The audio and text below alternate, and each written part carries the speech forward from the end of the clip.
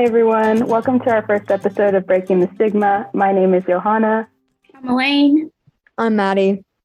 And today we have on the podcast clinical pharmacist and Ryan White director, Dr. Christine Teague, to speak about our discussion topic on HIV/AIDS. Thank you so much for joining us today, Dr. Teague. Can you go ahead and tell us a little bit about yourself, your area of practice, your day-to-day job role, and where you work? Well, thank you so much for having me. It's always one of my greatest pleasures getting to speak to people and work with other folks, especially younger people. HIV has been kind of a passion of mine. I've been working in the field for 30 years now, and it's critical that we can keep having the discussion, and younger people, it's vital that you all have this information. I came to CMC, came to Charleston, came to West Virginia back in the early 1990s. I'm a North Carolina native, went to school, undergrad at UNC, and then graduate school at Virginia Commonwealth University, and then did an infectious disease pharmacy residency at the University of Rhode Island. And that's when I really got introduced to HIV. And at that time, HIV was not treatable, and it was more palliative care at that point. And I worked in an AIDS clinic and really saw a need and just really saw people that were kind of being cast by the wayside. And I just felt like that was not right. And so I decided that I wanted to take that career path. I accepted a job at CMC right out of the gate and never ever thought that I would end up in West Virginia, but I did. And I've been here almost 30 years now, as I said, and it's been an interesting journey. I started out working in the hospital as an infectious disease pharmacist doing antibiotic stewardship, and at the same time working in the outpatient HIV clinic. And that was really kind of where I was drawn to. And I did that for about 8 years before we applied for our first federal Ryan White grant, and that was in 2001. So our program really started in 2002, and so this is our 21st year of being a Ryan White grantee. And essentially what that means is we get federal funding to help make sure that adults living with HIV have a full access to comprehensive medical, like full primary care, as well as support services. And that's a broad definition, but includes everything that's needed to really make sure that a person stays engaged in care. So transportation, emergency housing, utilities, dental care, everything related to medical and support services. And so we're a payer of last resort.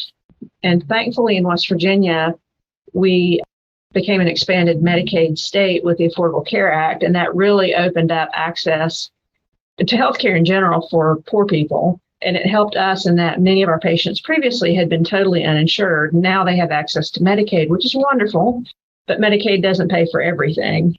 And so right now, Ryan White is really kind of a safety net. So it provides, again, sort of the overall other services that's needed to keep people healthy. And data shows that patients who are enrolled in Ryan White programs, they're sort of the national viral load suppression rate for Ryan White patients is close to 90% now, which is amazing. And then for people that are not in Ryan White care programs, the national viral suppression rate is closer to 65%. So we know it works.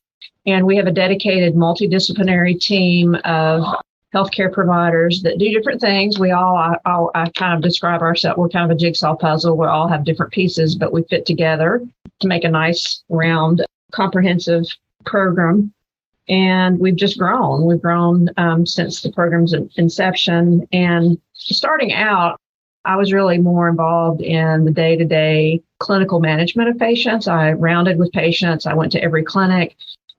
As we've grown and we've expanded we now receive other grants. We're our own department within CMC. A lot of my focus has been shifted to administrative work and hiring and firing and grants and all of that. But I do keep my toe in it. And for those more complicated patients that have perhaps, multiple comorbidities or complicated genotypes who need help with medication tailoring, I'm there. I train all the staff to make sure that they're following the clinical guidelines. And then more recently, my interest, given that a lot of our patients now are involved in the outbreaks in the area that are related to injecting drug use and homelessness, I've kind of turned my interest and attention to providing mobile medicine services. And so we are and have been doing that for about the last year, and will continue to expand that. So I am out on the ground working with people on the street every week now as we ramp that up. So that was kind of a long answer to your question, but that's me. That's who I am. That's what my interests are. I foresee that our program will continue, hopefully for the foreseeable future. A lot of people will ask, are you concerned about the status of funding or grants or that sort of thing? And I think that as long as we continue to have the positive outcome data from the programs that we have, I don't see Ryan White going anywhere. But I did want to mention, I don't know if you were going to ask me this question or not, but I always have to talk about Ryan White, especially younger people, because I found that people that are under the age of 40, a lot of them don't know who Ryan White is. This is a funny story. One of our younger patients came to the clinic he was his first appointment and came and he was looking for Dr. White. He thought that he was seeing Dr. White in the clinic, and he didn't realize that we were called the Ryan White program. But anyway, Ryan, this was a true story. Ryan was a 11-year-old boy from Kokomo, Indiana, who acquired HIV through a blood transfusion back in the mid to late 80s, prior to us effectively screening blood products. When you go now to transfuse, do blood transfusions, they ask you questions about risk, but they also screen the blood. Back then, we weren't doing that. And so he got a product that was given by someone who was HIV positive. He contracted HIV at age 11 and experienced a lot of discrimination in his school. At the time, people were dying from AIDS, right? And we didn't know a lot about HIV. We didn't know as much about transmission and risk. And so people were scared. People were scared of people with HIV and AIDS. And so parents didn't want Ryan going to school with their kids. And so literally he was doing Zoom before we were doing Zoom. He was like at home doing school over the television because they didn't want him in the classroom. And he just knew that was wrong. He knew as an 11-year-old how HIV was and wasn't transmitted. So they fought, and finally they were accepted in another school system outside his district, and did well. Those kids were great to him. I have a picture in my office of Ryan. It's actually him in his new school, and he's just beaming. You can tell that he's happy because they're not looking at him as a disease. They're looking at him as a classmate. But he died in 1990. Unfortunately, again, this was before we had effective medications. He was 18 when he passed away. And so from age 11 to 18, he made it his life's mission to talk about HIV and to try to educate people about what it is and what it isn't. And he made a lot of very influential friends along the way. He was good friends with Elton John, who went on to, develop his own foundation, his own AIDS foundation, does a lot of philanthropy for HIV research and good causes. But when he died in 1990, when Ryan died, Congress passed the Ryan White Care Act. And so funding is now appropriated every couple of years by Congress, and it goes to help support people living with HIV or AIDS to make sure that they get access to all the services that they need. And there's different parts to the Ryan White program. There's Part A programs that go to what are known as eligible metropolitan areas. These are larger cities that have been disproportionately impacted.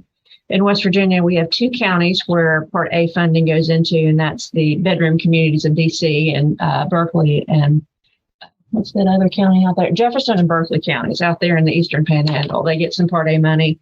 Part B is money that goes to the state, and it used to support what's called the AIDS Drug Assistance Program. So back before we had ACA, a lot of people had to get their medicines through the Ryan White ADAP program. Now that we have expanded Medicaid, there are a few patients that are really no longer insured at all, but Part B can be used to help pay for copays, insurance copays, and premiums so that the insurance is obtained and then they can get medications that way. It also supports, I think, 7 or 8 case managers throughout the state of West Virginia. Part C is what we get, and it is money that goes to organizations or clinics to provide the care, at the hospital level or the clinic level. Part D is essentially like Part C, but it supports women and children. We've not been a Part D grantee. We've never applied, but we probably could now because we have a lot more women enrolled in our program since we've started seeing more people getting HIV through injecting drug use. And then there's also AIDS education training centers in every state that's funded through Ryan White. Our AIDS education training center is at WVU in Morgantown. And so I mentioned there's Part A in the Eastern Panhandle, Part B that goes to the state, Part C we get. WVU also gets Part C and Part D. And then the other primary sort of centers of HIV care, one is in Huntington, affiliated with Marshall University. And then there are a couple of private ID doctors that are, a scattering across the state that do some HIV care. And I think as the numbers grow, I think that there's going to be more of an ask and more of a reliance on federally qualified health centers to provide HIV care, and really sort of, making it more of a disease state that's managed by primary care doctors, just like hepatitis C infection is now. We're trying to recruit primary care doctors to do that because really, the medications for both HIV and Hep C are quite simple now, or simpler than they used to be. And it's not as onerous, I think, for providers to kind of stay on top of that. So that's probably going to be coming. But that's kind of the state of, that's what I do. And that's kind of the healthcare landscape for West Virginia. We know that there's probably 2,500 people living with HIV throughout the state of West Virginia. We have over 500 enrolled in our program now, which for years, our case numbers, it hovered around 350 to 375, but with the outbreak. So my first question for you is, can you give us a little bit of background about what HIV is, how it's spread? And I know you talked a little bit about the prevalence beforehand, but the general prevalence in West Virginia with HIV infection.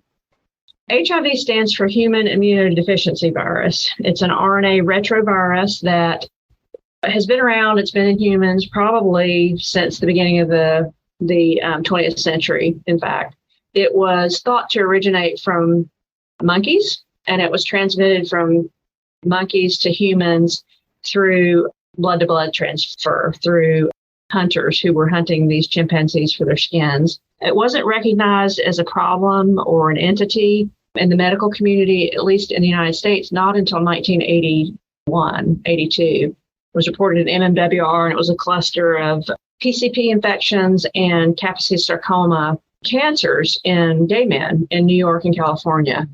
And it really, for a long time, we didn't know what was causing it. The virus itself wasn't isolated and named until 1984. But we learned a lot in the 80s, and we now know that HIV as a retrovirus is only transmitted from person to person through blood and body fluids. So really the only ways that individuals get HIV is through unprotected sex or through sharing needles. Those are the two primary ways.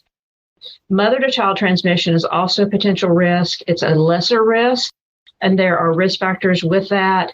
We do a good job in the United States of screening pregnant moms for HIV, and so there are very few infants born with HIV to pregnant moms, but it is a possibility. But by far, it's sex and drugs are the two most common ways. You can't get it from toilet seats, swimming pools, mosquito bites, casual contact. I was actually leading a focus group this week with a group of men who were developing a statewide elimination plan for HIV and Hep C. We were talking about barriers and other stigma and other things of that sort. And he said, this was someone that was diagnosed, 10 years ago, 15 years ago. So not that long ago. His family was making him eat off of paper plates and use disposable utensils. So that is ridiculous. You cannot get HIV that way. And it's a shame that, this man had to deal with that kind of, being ostracized from his family, essentially, but that it is not a risk. Historically, in terms of prevalence, incidence, HIV in West Virginia, we've been a low incidence prevalent state because it is a rural area with not a lot of urban centers, and it is an older, whiter, more non-diverse state compared to our counterparts. HIV has been slow to make its way to West Virginia. It is changing, however, because of the fact that we have a significant substance use disorder problem in our state, and that has been reflected by the overdose statistics and the collateral damage in infectious diseases throughout the state, and HIV is a part of that. But we're still considered a lower incidence prevalent state if you look at the state as a whole. I think, the highest would be, your California, New York, but then the southeastern seaboard, the southern states, because the minority population has been disproportionately impacted. They have less access to care, less Medicaid, lots of stigma in those places. The numbers have skyrocketed. And so you're looking at, a population of 100,000, it might be, I think the highest in DC, New York, it's like 600 to 700 cases per 100,000. In West Virginia, it's less than 5 per 100,000. But if you looked at cities like Charleston and Huntington, Charleston has a population of less than 50,000 now, and we have 100 new cases, in the last year. It's going to be a higher rate in the city of Charleston, and certainly in the city of Huntington, whose outbreak, they're outpacing us now again. But those are the two areas where it's been most problematic. But as a whole, as a statewide concern compared to other states, it's still lower. And so in comparing West Virginia to other states, I know you said it was lower. Have you seen any distinct outbreaks? If so, when would you say in the last couple of years you've seen some very big outbreaks? In West Virginia? Yeah. Huntington and Charleston. The first outbreak started in Huntington in 2018. And to give you kind of a historical context, in a year's time in West Virginia, there would be approximately less than 5 new cases per year associated with injecting drug use. In 2018, they saw, I think, 40 new cases, or maybe 60. Anyway, that's when it started. And then in 2019, it started here in Charleston. And we've been tracking it ever since. And to date, in Cabell, their outbreak is at 165 people. And in Charleston, it's 117. So over a 2 to 3 year period when we would see less than 5 people per year. So it's significant. We've not seen other scenarios in other areas of West Virginia, but there are some concerns. Like Parkersburg, for example, has a huge syphilis outbreak and a pretty substantial homeless population. And oftentimes that's a precursor to other things. So, that's the concern, is that, we've seen it in these 2 areas, but potentially it could be in other places. And that's what keeps me up at night, because I know that the resources in some of those areas are not what we have in Charleston and Huntington. I mean, we have teams of people that are out working with the groups of folks, and we have social services agencies and other partners that are helping with that work. And it's just farther and fewer between in those areas. So that's one of the reasons that we're working on the state plan right now, to come up with goals and objectives about things we need to do to strengthen our ability to respond to outbreaks, as well as do more testing and linkage and retention of people in areas when it does happen. So with that, you kind of transitioned into my next question, which works out very well for the topic, is what barriers, or what do you think the biggest barrier for West Virginians is in checking their HIV status? I would say that one is just access. To get tested is a big deal, and it shouldn't be. Testing should be regularly, routinely being done in places where people go. And so hospital emergency departments, the corrections system, those are no-brainers. That is where the high-risk population comes, and that should be being done regularly. And we're trying to fix that. But in rural communities, if you're not accessing those services, there are no places that are doing screening, and so we're trying to fix that too. I need to offer more rapid test screening in other rural areas. So I think access to testing and the gateway into services is a problem. And the other thing is stigma. Without a doubt, stigma is, if we could get rid of stigma in HIV, it would be so much easier, because stigma prevents people from going to get services. They don't want to know for a number of reasons. They might be outed to their friends and family. They might, in West Virginia, if you're living outside of a city, you could be fired or kicked out of your housing if you're thought to be gay. There's just so many reasons that people are reluctant to seek testing and find that answer. And then staying in care, again, same things. And there's stigma in the community, there's stigma among the patients. It's mind-boggling the issues that they deal with. I mentioned the paper plates. We've had some people here in the outbreak, the homeless group. We had someone that was killed. I'm not making this up. This woman was shot over on the west side. One of our patients, she and her boyfriend were shot. She died, he didn't, but they were both shot. It was thought to be over an argument over some stolen tennis shoes, but I have heard other stories that this person that came over found out that he was positive and came after. So, it is real. When we talk about stigma and people finding out, that potentially going to be murdered because I, infected somebody, that's real. And then the psychological, we can talk about, it's no longer a death sentence. We know that the physical ramifications are not what they used to be. People can live a long, healthy life physically.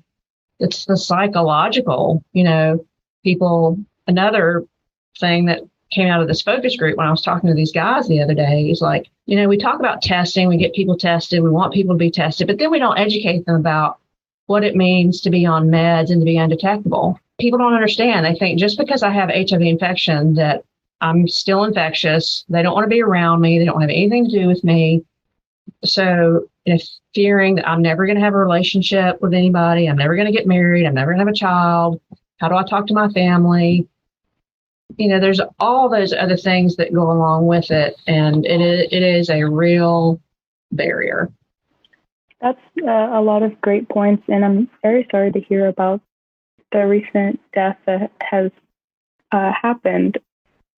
What do you think the predominant stigma is surrounding HIV/AIDS, or do you think there's multiple stigmas related? I think ultimately it comes back to how HIV is transmitted with sex and drugs. So there's a perception we tend to have, based on your political viewpoints or your religious upbringing. There may be, significant moral issues that come into play. And then illicit drug use is illegal. So being associated with that is very stigmatizing, because you don't want other people to think that, you're either a criminal or you're a whore. Pardon my French, but that's kind of what it comes down to. So there's that stigma just associated with the transmission risk. The other stigma is that, HIV is a life-threatening illness. It does kill you, you will die within 10 years if you don't take medicine for it. And people still have that mindset of the 80s, I think. That was when it was talked about, that when it was popularized, when people were dying and we didn't have a treatment for it. And so that's still kind of what a lot of people think. And I hear people, they don't understand that is treatable and curable. So there's that part of it too, that it's a life-threatening illness. And if I've infected somebody, then that's very, very stigmatizing. You don't see the same stigma with Hep C, even though it is also transmitted through sex and drugs. And I think there's some of that homophobia, transphobia that goes along with it that maybe is not present with Hep C. But also, I think the mortality, Hep C is not always life-threatening like HIV is. And if I got Hep C from somebody, I might not be as upset as if I got HIV from somebody that I'm going to be, you know what I mean? You're going to be on treatment forever, whereas with Hep C, you may only have to take meds for 2 or 3 months. So I think it's a combination of both things. So what do you think can be done to lessen the stigma surrounding HIV/AIDS? That's a great question. If we knew how to do that, we would have done it, 30 years ago. But I think there's a couple of different strategies and things for people to think about. One is just, how can healthcare providers and healthcare systems be more aware of social stigmas? And there's a big push now for more diversity and inclusion and visual cues, because we have a fair amount of our patients are in the LGBTQ population. Letting people know through visual cues that it's a welcoming, beyond just people being nice to you and non-judgmental, but just your facility maybe has, an equality sticker in the window, or just something that, so the people who are in that community know that, oh, that's okay for me. Unisex bathrooms where you've just got a single stall and it's a single person and there's no gender, affirming or disfirming notation to that. So those kind of things. Also, just community engagement, talking about HIV and Hep C and, again, how it is transmitted and how it's not, and putting a human face to it. I think a lot of times, and we've learned this with the LGBTQ population and sort of a general growing acceptance there, is that once people know people in that scenario, when people learn that, oh, my sister or, Uncle Danny or, my best friend, it's no big deal now. Putting a human face on it, that's important. And then the other thing is, I think from a care perspective, is that it's very important that we involve our clients, our patients in our care delivery, and having input into how we do things and having their suggestions heard is also destigmatizing, I think. So it's a multi-pronged effort, but it's still, we're not there yet, but it is one of the things that it's always sort of a driving concept that we're always trying to do better with, but it's hard. Those are really great points. So in terms of breaking the stigma, what is the Prevention Equals Treatment campaign? Well, it's actually treatment is prevention. And essentially what that means is that how do you prevent new infections of HIV? Well, one is you minimize risky behavior. And that is by, safer sex, condoms, what we've done forever, having access to syringe service programs, clean injection equipment, other harm reduction sort of modalities. That's one preventive measure. The other is PrEP for HIV, which is medicine that you take if you're high risk for getting HIV. So that would be, men who have sex with men who've had condomless anal sex in the last 6 months, heterosexual people who have multiple partners in the last 6 months, or you've had sex with people who use drugs, or have had sex with people who are sex workers, or people who inject drugs and have shared needles in the last 6 months. All those people should be offered PrEP and get on treatment, which prevents HIV. And then the last thing that you mentioned is treatment as prevention, and that is people who are HIV positive, who get on an HIV regimen, whether that be Biktarvy or Triumeq or what have you, the goal of therapy is undetectable viral load and maintained or increased immune system function. These medicines are so potent and work so well and so efficiently, within a matter of months, your viral load will be undetectable. And that's really the goal. And if you are undetectable, then we know now, we can say, the data backs it up, you cannot transmit HIV sexually thereafter.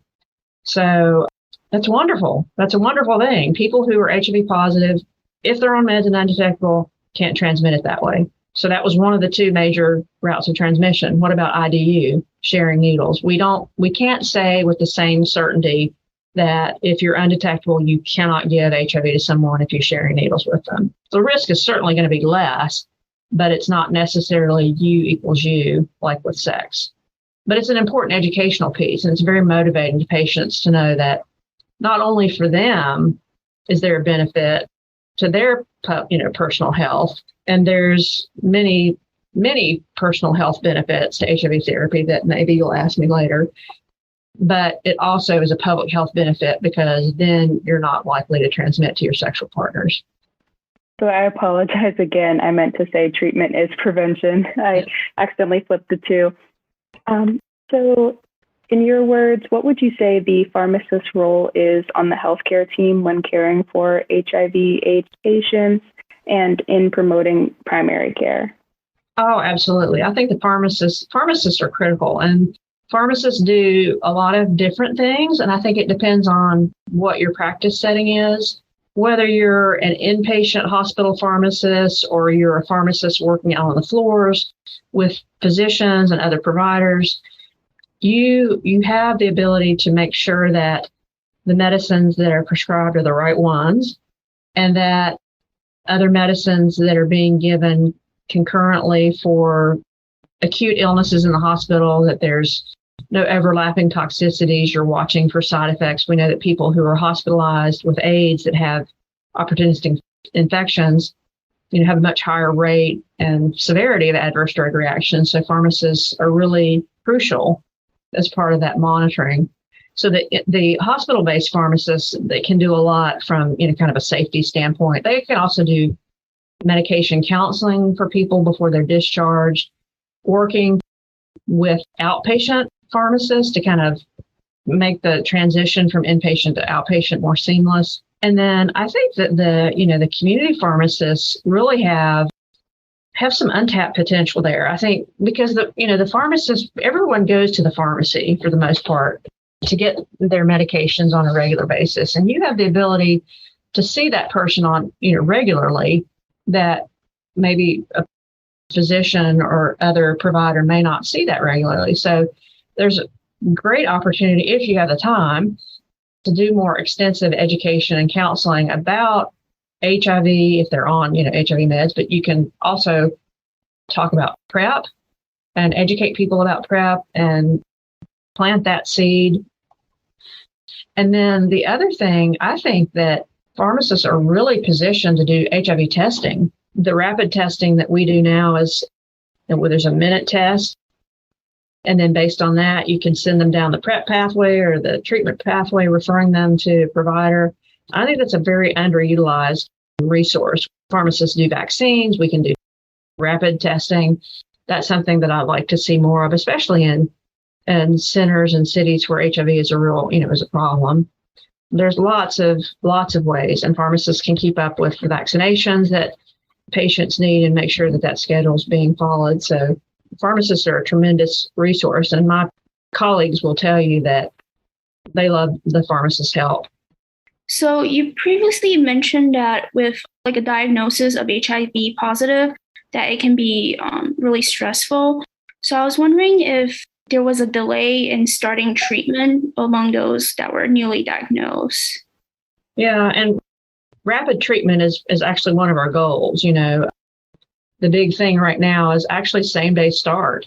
You test, you walk across the hall, you fill out your Medicaid application, you get some labs drawn, and you start. And the reason for that is because of the benefits of therapy. Again, that treatment is prevention. You get on treatment, get to undetectable, you can't transmit to the other person. The personal benefit, obviously the immune system function, because that's the target of the HIV virus. That's what ultimately is destroyed by HIV.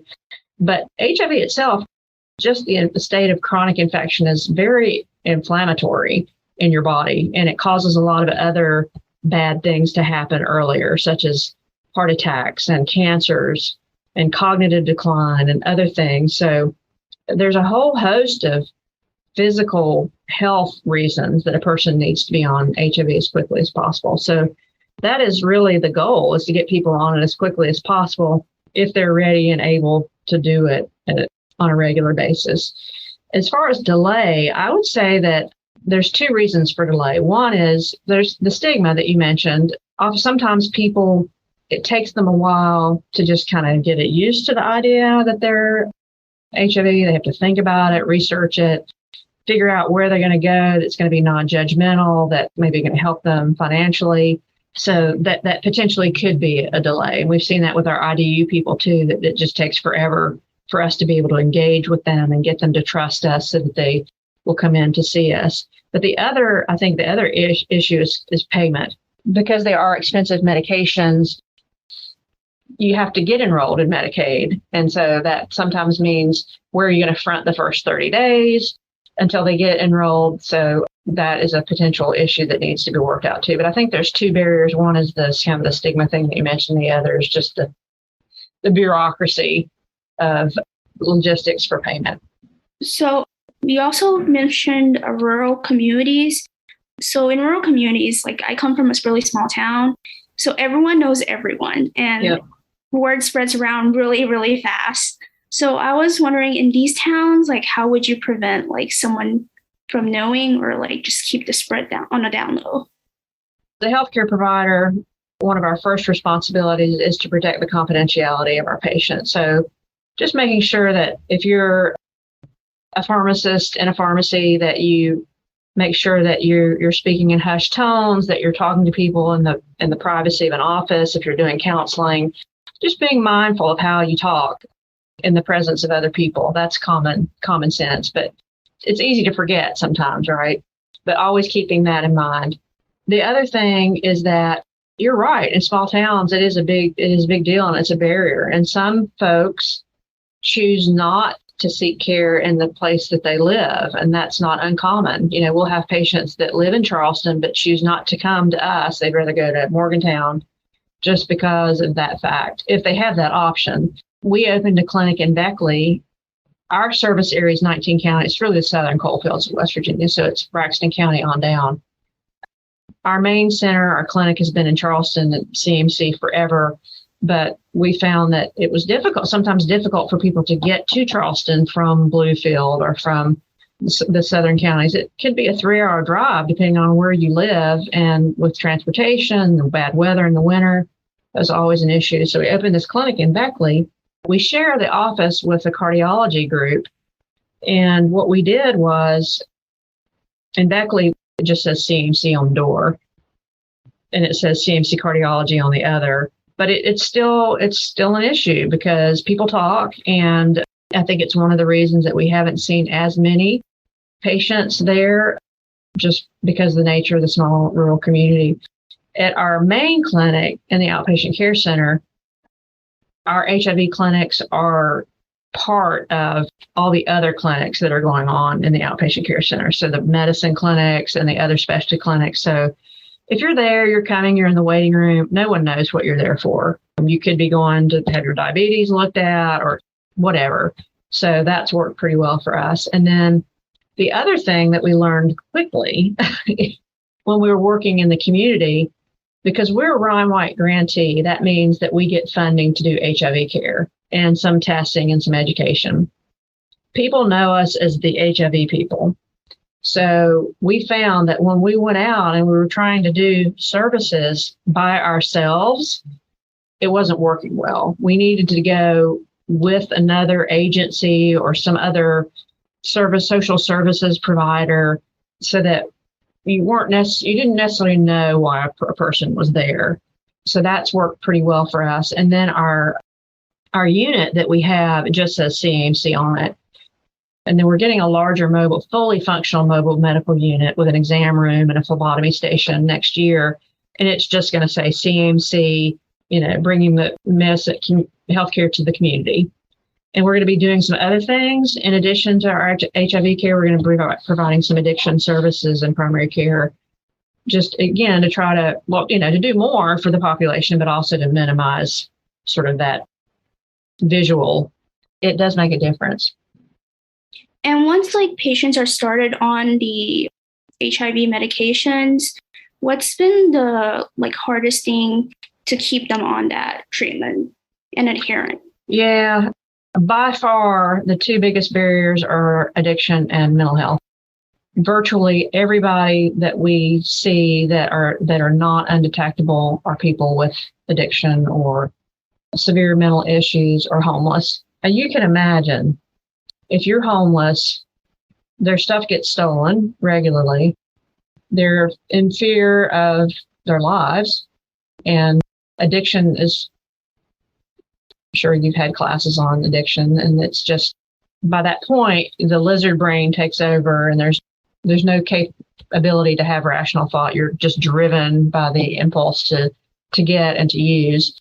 Taking care of your HIV on the sort of the Maslow's hierarchy of needs for an addict is way down on the bottom. It's like, where do I sleep tonight? Where do I get my next fix? Am I going to be beaten up in the middle of the night? Is my stuff going to be stolen? So to expect someone in that situation to be able to keep up with a bottle of Biktarvy and take it every day, it doesn't work. And so what we've been doing on our unit is we're doing 7-day dispensing. Biktarvy comes in a 7-day blister pack now called a Biktarvy Anywhere pack, and it's like 5 blister packs in a box. So what we've told these folks, we go to where they are, where they're, the area where we know that a lot of the folks are. And we say, we're here every Tuesday afternoon. You come over. We will give you your blister pack. We will give you a $10 gift card. We will give you a food bag and a hygiene bag. And we started that dispensing project a month ago. And so far, we've enrolled 11 patients, and they've all come every week. Now, whether or not they're taking every dose in that blister pack, I have no control after I give it to them. But at least they're coming to us. They're seeing us. They are we're gaining some trust there. I'm optimistic about that. I think that a lot of them they're trying. Long-acting injectables are not the other thing that I'm excited about, has potential for this group. If you can give someone an injection for PrEP every other month, rather than expecting them to keep up with pills, that has potential. Also, we have an injectable HIV treatment known as Cabenuva that combines 2 different long-acting medicines in that. Also has potential, I think, in some situations. Unfortunately, West Virginia is one of 2 states that Medicaid does not cover the Cabenuva. So right now, we don't have that option and all these patients are Medicaid. I'm cautiously optimistic about the 7-day dispensing. And then once we get our fully functional mobile medical unit, we'll be able to do phlebotomy there. Right now, we've not been able to draw labs, and that's been a missing piece. I'm anxious to see. I can tell via their viral load if they've been taking them. And once we have the ability to do the labs, I've seen a couple, they look better. And I don't think I'm imagining it. I think that they really do look better. So stay tuned. I think that, we're all figuring this out as we go. None of us have ever really done this before. Prior to 2018, our patients, most of them acquired HIV through sex. Many of them were poor, and they had challenges with, low-paying jobs and mental health and stigma, but they weren't homeless living under the bridge, injecting every day. So we've had to completely rethink how we deliver services and how we do things for this group. And I don't think really it's something that other states and other communities throughout the country are struggling with right now as well. So I don't feel like we're not far behind, in terms of doing the best that we can for this group. It's very challenging, very challenging. The recidivism rate in addiction is it's tremendous, and there's the people that are in addiction often have legal issues as well. They may have warrants out for things, trespassing and other things, and they don't want their name on paper. So they don't want to seek care for that reason. So there's other reasons besides stigma and addiction. There's the legal part of it too. And I'm learning all that too as we go. Speaking of legal hurdles like that, how do you guys address things like home care or child care or domestic violence situations? Ooh, good one. So our social workers that work, we have a clinic-based social worker, and we have 2 social workers that work. One works in the hospital setting, in the clinic. He's really more focused on retention. We have a food pantry here in the program, So he's the one that's really trying to follow people who have been coming to care but have fallen out. Maybe it's a transportation issue, maybe it's a child care issue, maybe it's a mental health issue. He's trying to figure out what's going on with you and what can we do to minimize those barriers. The social worker that we're in the transition between one person, her husband relocated and moved, but the person that we're going to be getting, hopefully, fingers crossed, she's licensed to do therapy and has an interest in domestic violence issues and intimate partner violence and mental health type issues. So she will be able to do individual counseling. And then our other social worker, who is really more of our linkage person, she's also someone who has her interest is in substance use disorder and homelessness. And so she's out in the community with, we have a peer recovery support specialist that we hired too. So they're kind of our community team. They're doing crisis intervention. They're, getting people linked to housing and addiction services and getting their ID and working with legal aid. She's also a licensed, can do individual licensed. She's licensed to do individual therapy. So it's the support staff that really, not me. That is not my repertoire, but it's important that you have the right people that can work through those issues, because a lot of the people, as you know, with substance use disorder, they're young. They're between 20 and 40 years of age, primarily involved in the cluster. Many of them came from homes their parents used. The opioid epidemic really began in the 1990s, 2000s. So their parents used, a lot of them did. Their home environments were chaotic. They were abandoned as children. Maybe they were sexually assaulted as children. The adverse childhood experiences were real. And I think that's one of the reasons it has perpetuated and continued in this population. So it is critical that the mental health and the ACEs and the violence, people have access to counseling and services for that. It's critical. I know you touched on this a little bit earlier, but what other outreach efforts have you or your institution plus your affiliated programs have done to improve access to healthcare? And then also, what have you done to help with sexual health supplies and resources? Okay, the first question was increasing access.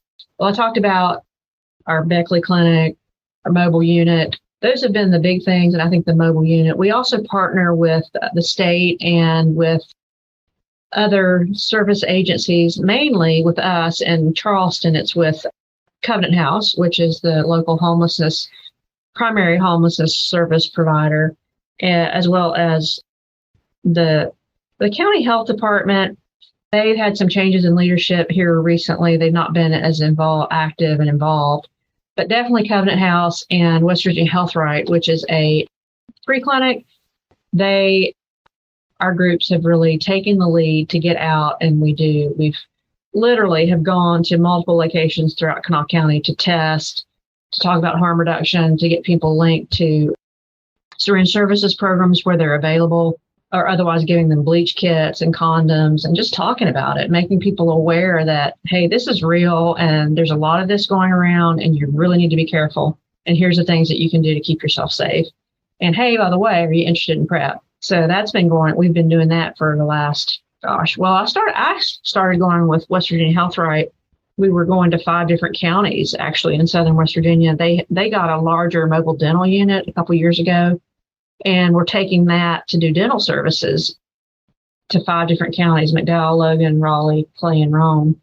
And I tagged along with them to do HIV testing and talk about PrEP. And so that's really kind of when it started in 2018, that's when the outbreak happened. And then we started doing more intensive work in the Kanawha County area. And then the summer, then COVID, and then shit hit the fan after that with overdose statistics and new HIV cases. We spiked that year, and with CDC came in,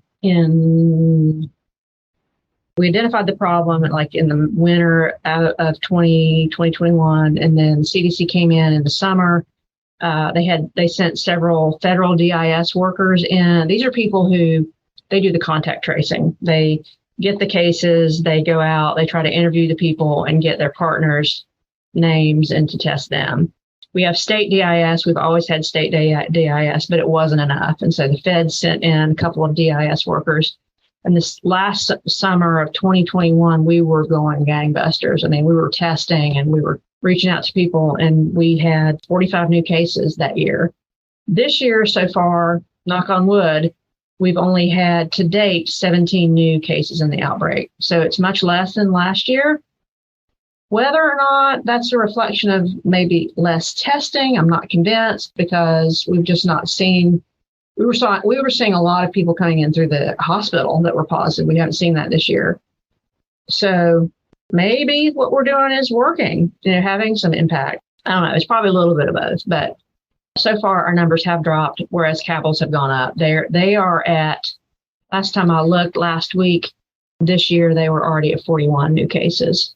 So they doubled what they saw last year. So, and it's hard to tell, is it the population kind of migrating between Charleston and Huntington? Don't really know that, but it's thought to be two distinct outbreaks. But it is interesting how the numbers have sort of gone up and down in the two counties.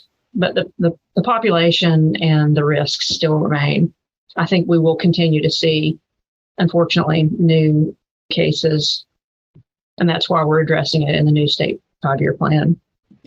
What do you find to be the most difficult regarding CMS coverage of HIV/AIDS related products? And then what about private insurance?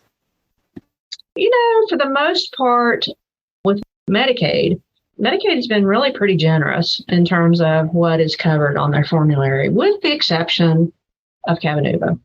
That is not on there. And I think it has the potential, to do some good, but it is specifically excluded for adherence purposes. And that's exactly why, in my mind, you would use it. It would be to maximize adherence for people that just really cannot take daily medication. Medicare Part D plans do vary from plan to plan, but, for the most part, we've not really seen any medication access issues.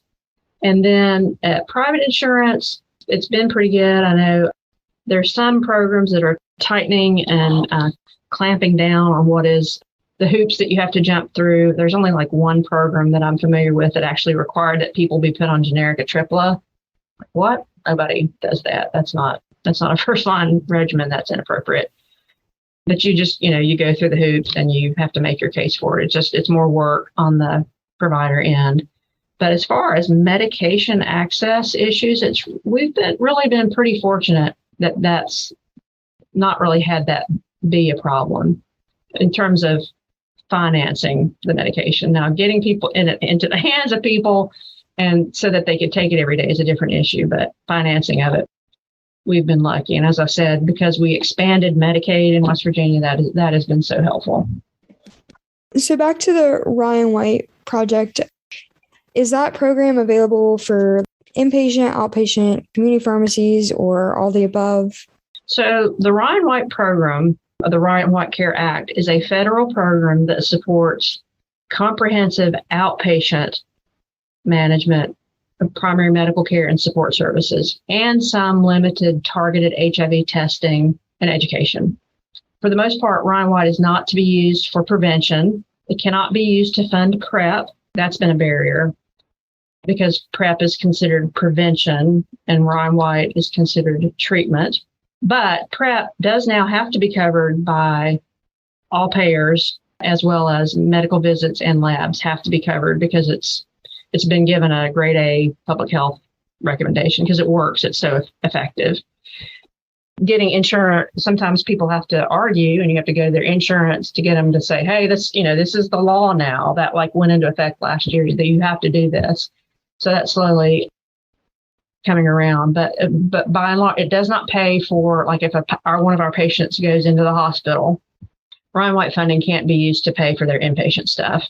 It has to be related to their outpatient medical, but it does extend to dental. It does extend to, I don't think it covers glasses, but it covers dental. It covers transportation, medical transportation, food pantries, food banks, food vouchers, all the support services. But specific exclusions are PrEP, inpatient. You can't buy clothes with it. That was one of the things people wanted we got an outside grant to get some toboggans and gloves and socks for people. That's kind of the background. As far as community pharmacies, it really wouldn't affect them, but it would affect the patient's coverage of their medications. So if you ever had a question about any of that, then you could certainly reach out to the Ryan White Part B case managers in the area, and they could help you with that. Thank you. Additionally, are there any state or local organizations available for HIV and AIDS to improve access to treatment? I would say the major players are going to be the larger hospital clinics, health departments, FQHCs, free clinics. I will mention that I mentioned West Virginia Health right before. They've long been a partner of ours. They recently opened an APhA Health clinic that is open once a month that is primarily for LGBTQ populations. And so they do PrEP and they do HIV testing and other just primary healthcare if LGBT people wanted a place to go that they felt was welcoming and non-judgmental. But the big thing that they've been able to do is gender affirming care. That is there are very few providers throughout West Virginia that will provide estrogen or testosterone for trans persons. And the clinic at West Virginia Health Right, they do that. And that's really where that's one of the main things that they do now. They have a provider that's there. They also have group counseling sessions, support groups, and that type of thing. So that's been very useful. And then for the substance use disorder population, there are some other groups in the area that work. There's a group called SOAR, or Solutions Oriented Addiction Response team, that's here in Charleston, who've long been advocates for the rights of people who inject drugs and have been leaders in trying to promote harm reduction and safer living strategies for people, recognizing that people are going to use drugs. Addiction is always going to be around because the drug dealers are always one step ahead of people. But we want to make sure that people who are engaging and using do it safely, because we know that there's a lot of collateral damage and that could kill them, and hopefully get them to a point where that we can keep them alive until we can get them, reversed and into addiction treatment programs. And that is the goal. But recognizing that does not happen overnight and may take years of relapsing before people can get to a place.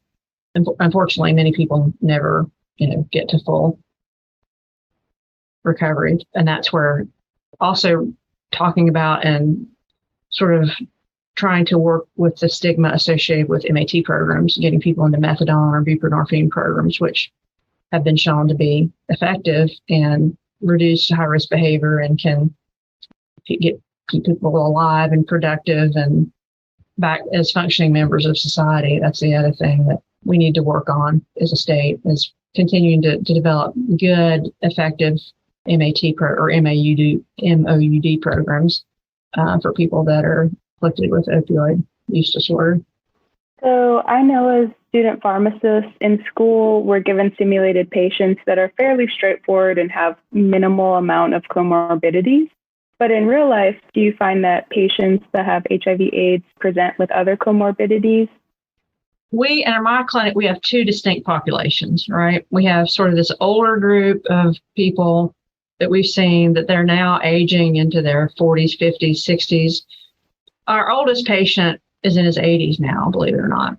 So as you get older, as my doctor likes to tell me, things happen, and you develop conditions that you do require other medications to treat and to help with other conditions. So those individuals have lots of medicines, and that, becomes trickier. The younger group of people, generally, if it's not the IDU group, generally are pretty healthy and don't have a lot of the other things going on with them. But certainly in the people who inject drug group, that lots of mental health issues, and of course, maybe hopefully getting into methadone programs or Suboxone programs. So you're always having to be vigilant about monitoring for drug-drug interactions in those particular populations. I know you kind of talked about drug-drug interactions. Of the patients that do present with comorbidities, would you say that that guides your treatment focus, this medication over this one? Yeah, it's always a concern. That's one of the things when you're figuring out, okay, what am I going to start with this patient? That's one of the major things is drug-drug interactions. But fortunately, these newer integrase inhibitor-based regimens, whether it's a Biktarvy or a Triumec or Dovato, there's not a lot of significant drug-drug interactions. Now, years ago, when we were using protease inhibitor-based regimens or non-nucleoside reverse transcriptase inhibitor-based regimens, the Atriplas and the boosted Prozistas and all that stuff, there were a lot more drug interactions. And so I was busy, as a pharmacist looking at that. It's not as complicated anymore. And that's why I think that there's more of a push to get primary care providers to do a lot of this. But what is the problem is it's not necessarily a medicine issue, but it is the comorbidities. I mean, it's the social issues. It's the mental health issues. That's what takes up time and what makes treatment so complicated. It's not the medicines itself. It's just literally what are the conditions that prevent the person from taking their medicines in the first place. My follow-up question with that, to kind of expand on that, is of the patients that do present with mental health conditions or concerns, how do you address adherence in this population? You want to link them to mental health services if they need to be treated for depression or bipolar or schizophrenia or whatever it is. If they're willing to do that, then that is certainly going to make a difference in their ability to adhere to other things and to follow through with their care. And so certainly that, and then, doing the 7-day dispensing pack, just sort of unique, sort of out of the box strategies of getting medicines to people, and then thinking about the long-acting injectables and where do those fit in and how could you do that? And so right now, what the ones that are available are usually every month or every other month. There's other products that are in the work that literally are like every 6 months. There's also some implantable devices that are being looked at. So I think that's going to be the future of care, really. And not only for people who cannot take a medicine every day, either for mental health challenges or addiction issues, but again, I'm coming back to that focus group the other day, but one of the gentlemen was saying, the guy that had to eat off the paper plates, he said when he goes home, the stigma is so bad in a small town, he doesn't talk about it with his family. Only his mother knows. So he has to hide his medicines when he goes home. How sad is that? He said it didn't affect his adherence. I said, you don't ever forget where to put them, or does it, interfere with your ability to take it every day? And he said, no, I'm always, I'm perfect. And he is undetectable, but that's horrible. And he said, I really would like to just be able to come into the clinic and get my injection every other month. That would make my life so much easier and better. Just Medicaid. We can't access it for him. But thinking of those different ways to improve adherence are all really, I think, equally as important, and not one size fits all. You have to tailor each approach to the individual. With people that do have coexisting infections, such as HIV with Hep B or Hep C, do you find difficulties in initiating treatment, especially with toxicities related to treatment? Generally speaking, the hepatitis B, most people end up clearing that. It doesn't really require a lot of chronic medication treatment. And then the Hep C regimens are 2 to 3 months now. So there's not a lot of overlap there. And we don't tend to initiate both HIV and Hep C treatment at the same time. We typically will do HIV treatment first, and then we get them to undetectable. And then a lot of the people with Hep C have acquired it through injecting drug use, right? And in West Virginia, with Medicaid, again, with Hep C treatments, you have to be sober. You have to maintain sobriety for at least 3 months. So not everybody with Hep C is going to be eligible for treatment. And that's an ethical, I think that's an ethical, moral. I don't necessarily agree with that. And the studies really don't demonstrate. I mean, the thought is that If you haven't achieved sobriety, then you get reinfected, right? That doesn't really pan out in the data. The reinfection rates, and even for people who continue to use, is very low. It's very low. And in my mind, we know that treatment is prevention with HIV. It's also treatment is prevention with Hep C. So the more we let it get out of control and not treat and cure people, the numbers are going to continue to go up. I think there's an argument to treat everybody. And you could question whether that's immoral or not to treat people. But that's another discussion. But anyway, so generally people will be on their HIV meds first. That's another thing that you keep in the back of your mind is, hopefully this person will get to the point where I can treat their Hep C. I want to make sure that their HIV medicines that they're on is not going to be a problem with their Hep C meds. And most of the integrase inhibitor-based HIV regimens don't really interact with the Hep C, the Epclusas and type of regimen. So that's not really been a factor. Both tend to cause some headaches and some nausea. Again, most people are already going to be on their HIV medicines. Hopefully that period of that happenings has subsided. Then you're going to introduce the Hep C medicines, and they might have 2 to 3 months more of that GI type thing.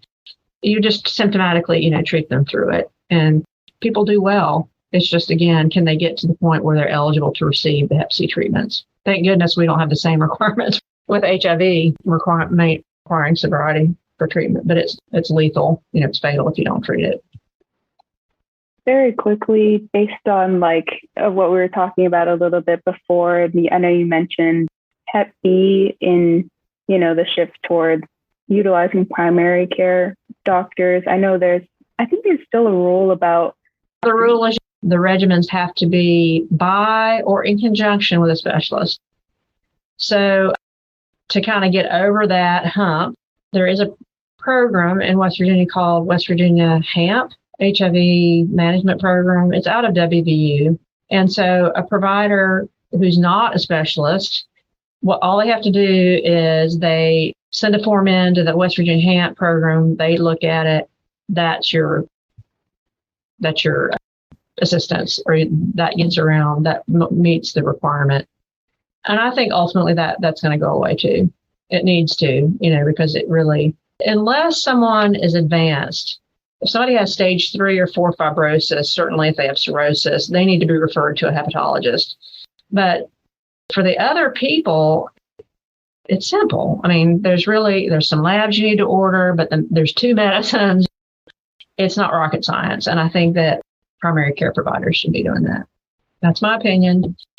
And I think HIV is moving in that same direction. Primary care, just because there's so much of it with Hep C anyway, there's not enough specialists to do all of it. It's going to have to be done with other providers.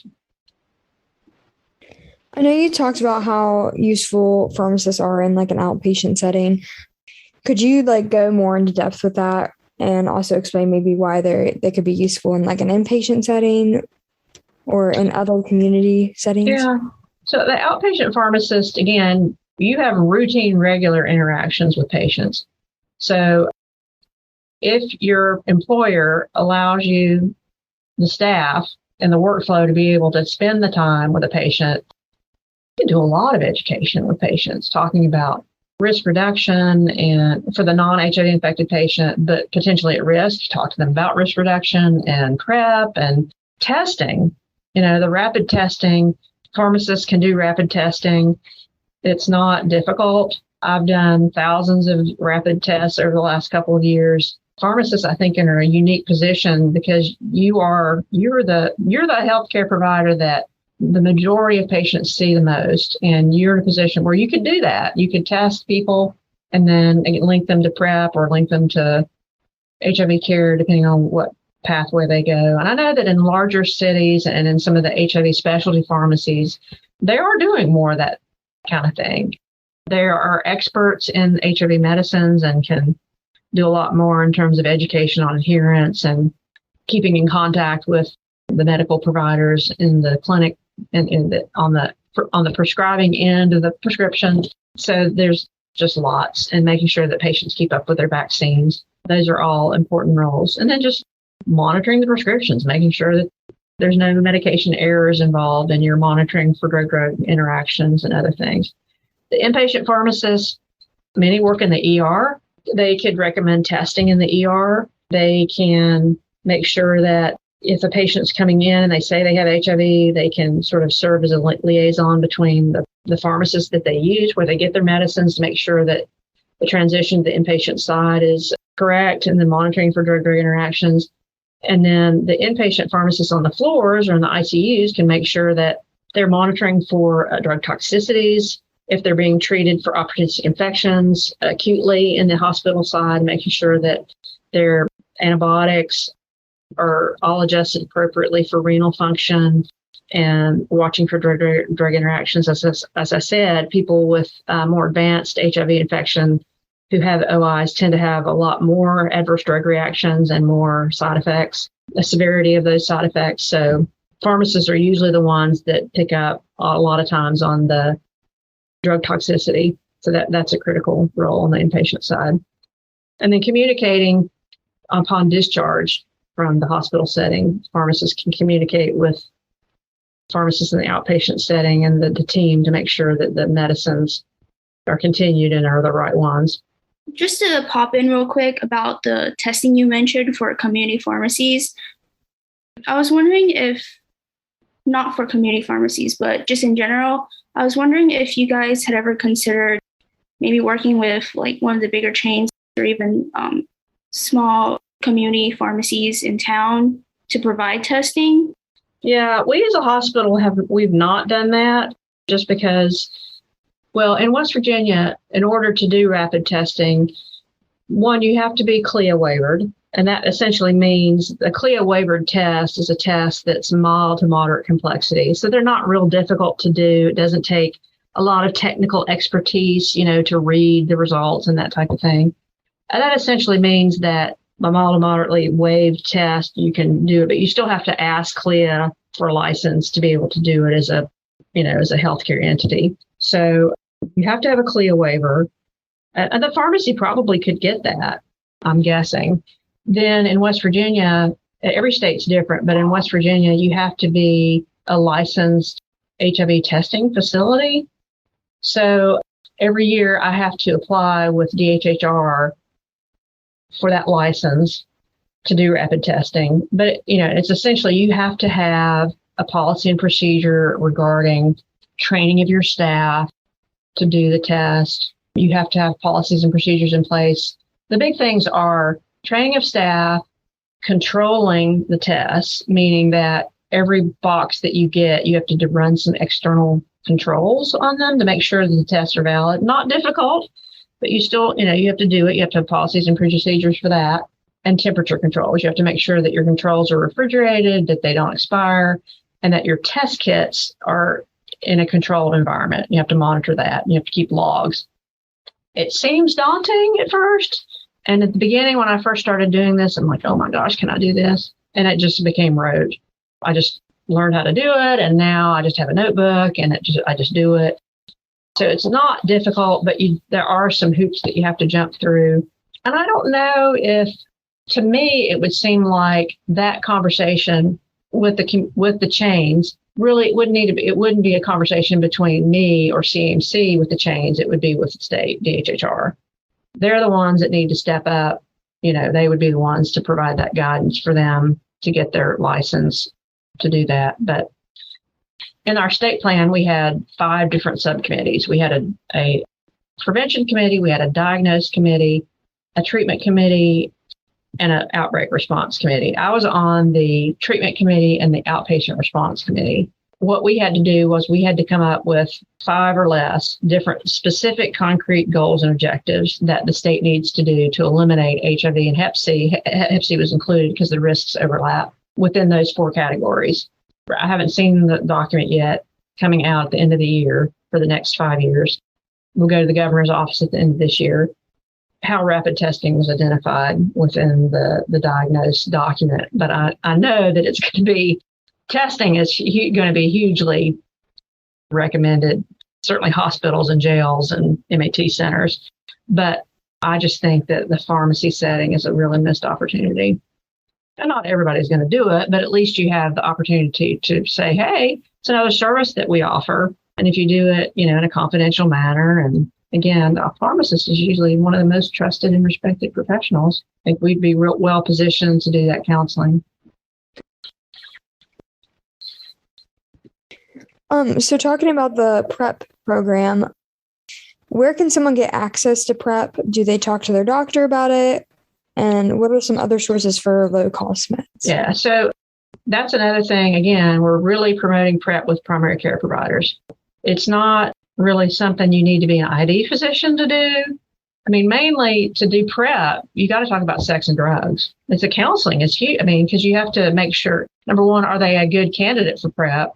Then what are the labs you have to do? You have to do HIV testing regularly. You have to do other STD testing. So you have to be comfortable talking about sex and drugs. And that's one of the biggest barriers, is that providers don't necessarily feel comfortable talking about sex and drugs. Again, just because of that, the stigmas associated with that. But who provides PrEP? There, if you go online, I think it's called Go Prep Me or Prep Me or something. If you type in PrEP providers, there is a resource that you can go to, and you'll put in your zip code, and it will list all of the providers in that area that does PrEP. I know we do it. We actually we got a different grant because we can't use Ron White funding for PrEP. We got a different grant that would pay for our providers to be able to prescribe it. Again, PrEP is provided at no charge. It shouldn't be. There should be no out-of-pocket payments for people with private plans or Medicaid. Medicare Part D is an issue, but unfortunately, there are not that many people who are older that would fall into the high-risk groups. But that should not be an issue. But if you go to the PrEP resource guide, you should be able to find a good place to start. And then also Gilead, they have a great tool online that you can go to that has a lot of PrEP resources as well. Because Gilead makes Truvada and Descovy, which are the two primary oral PrEP medications that are used. So who are good candidates for PrEP, and how long are they supposed to continue PrEP? Is that lifelong, or are they only a candidate for a certain amount of time?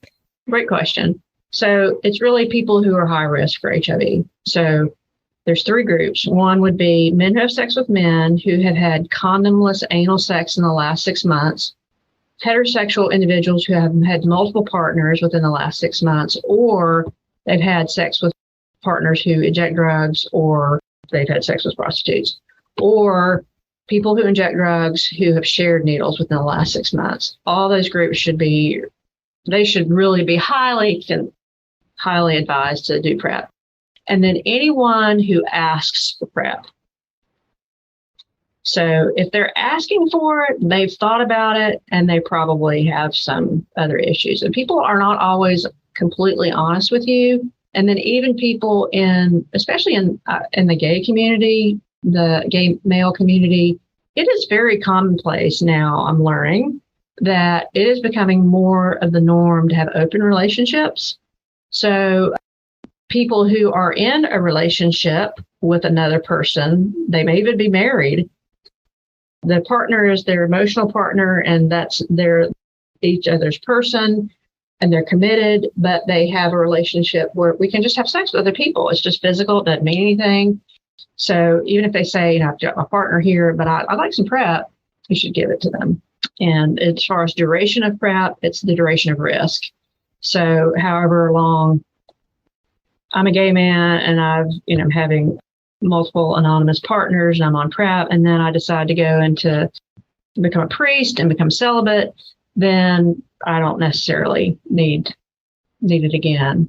Or, you know what I'm saying? Or if someone goes into recovery and they're not using and sharing anymore, then they don't necessarily need to do it anymore. So it's just for the duration.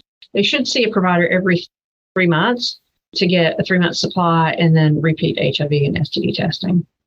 PrEP does not prevent syphilis. And even though someone's on PrEP, they should still wear a condom, if they're sexually active among high risk.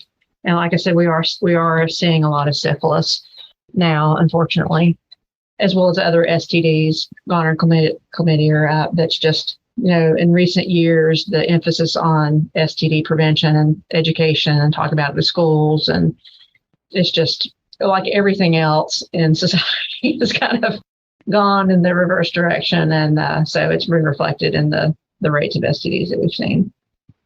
So the last question we have for you tonight is, How do you think pharmacy practice will expand to encompass more HIV/AIDS related care in the next 10 to 15 years?